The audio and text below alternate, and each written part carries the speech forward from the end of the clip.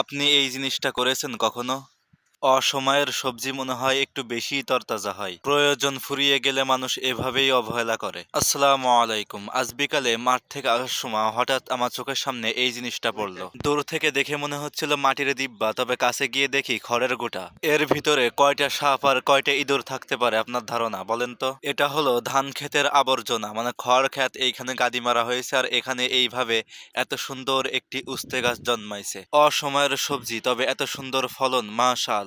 আল্লাহ চাইলে কি না করতে পারে। উস্তে গাছের ঠিক পাশেই ছিল এই গাছটা। যারা ৯০ দশকের পোলাপান আছেন তারা হয়তো এক চান্সেই দেখলেই চিনতে পারবেন, কিন্তু যারা এখনকের তারা হয়তো চিনবেন না। এই গাছের ফল দিয়ে প্রচুর খেলা করেছি। ঠিক এইভাবে প্রথমে এইভাবে ফোলাবেন, তারপর কপালের উপরে ধাপ করে মারবেন, এইভাবে ফোলাবেন, ধাপ করে মারবেন, আর পটাশ পটাশ আওয়াজ হবে। এই আওয়াজের মধ্যেই ছিল শান্তি, যা এখনকার বাচ্চারা একদমই কল্পনাই করতে পারে না। কারণ এখন হাতে হাতে মোবাইল, আর সবাই মোবাইলে আসক্ত, আর মোবাইলের ভিতর তো এইভাবে ফিজিক্যালি গাছ হয় না। আমি ভিডিও করার সময় বারবার ওই লোকটা আমার দিকে তাকাচ্ছিল, এই জন্য ওনাকেও একটু দেখিয়ে দিলাম। এইদিকে সরিষা ফুলের সৌন্দর্য এমন ভাবে বৃদ্ধি পেয়েছে, মনে হচ্ছে এখানেই বসে থাকি সারাদিন। গ্রামে ঘোরাঘুরি করলে এইরকম সৌন্দর্যের, এইরকম দৃশ্যের অভাব নাই। যেদিকে তাকাবেন সেদিকেই এমন সুন্দর। আকাশের দিকে তাকালেও দেখবেন কত সুন্দর পাখি উঠতেছে এইভাবে।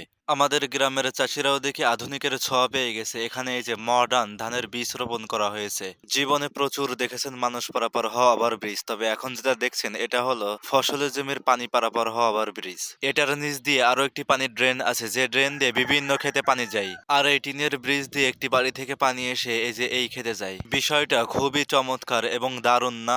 এই প্রচন্ড শীতে ঘরে শুয়ে থেকে থেকে পিঠ অবাস, এই জন্য বিকালবেলা একটু মাঠে বের হয়েছিলাম ঘোরাফেরা করার জন্য। কিন্তু ঘুরতে এসে যে এত কিছু দেখে ফেলবো একবারে, তা আগে কখনো কল্পনাও করতে পারি নাই। গ্রামে ঘোরাফেরা করলে এমন অদ্ভুত জিনিসের অভাব নাই। যেদিকেই যাবেন সেদিকেই আপনার সঙ্গে একটা না একটা কাহিনী ঘটেই যাবে। তো যাই হোক, আজকে মেলা ঘোরাফেরা হয়েছে, আপনাদের অনেক কিছু দেখিয়েও ফেললাম, আমিও দেখলাম। আজকের মতো এখানেই ভিডিও শেষ করছি। আল্লাহ হাফেজ।